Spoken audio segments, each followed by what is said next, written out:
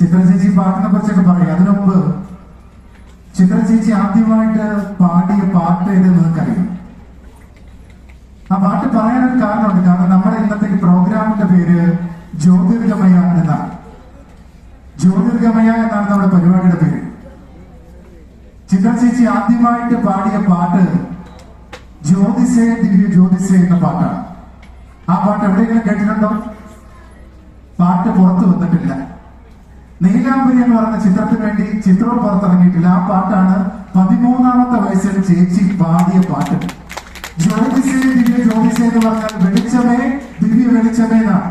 ഇന്ന് ജ്യോതിർഗമയ വേദിയിൽ ചേച്ചി ആ 2 വരി നമുക്ക് വേണ്ടി പാടി തന്നേ പറ്റും. ഒരു വരിയായിരിക്കും മിക്കവാറും. ഓർമ്മയുണ്ടോ? വരി 2 വരി ഓർമ്മയുണ്ട്.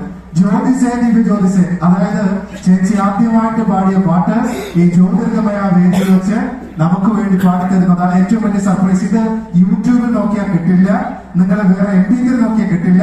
റെക്കോർഡ് ചെയ്ത് വെച്ചാൽ ചരിത്രമാണ്.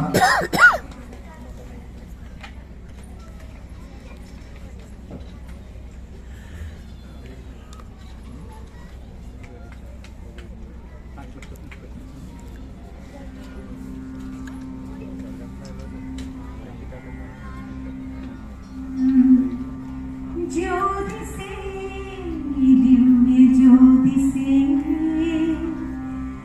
निन्ने पुनरुवान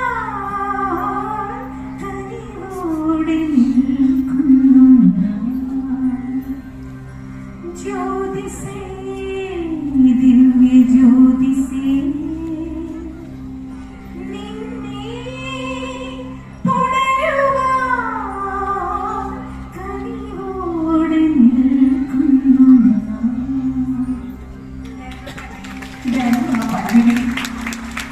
വീണ്ടും കാസർഗോഡിന്റെ ഭാഗ്യമാണ് ഞാൻ പറയുന്നത്.